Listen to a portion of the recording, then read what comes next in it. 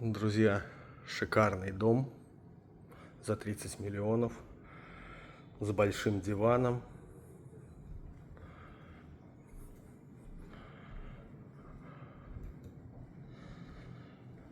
Большая кухня. Очень вместительный холодильник. Духовка, микроволновка. Вся техника необходимая.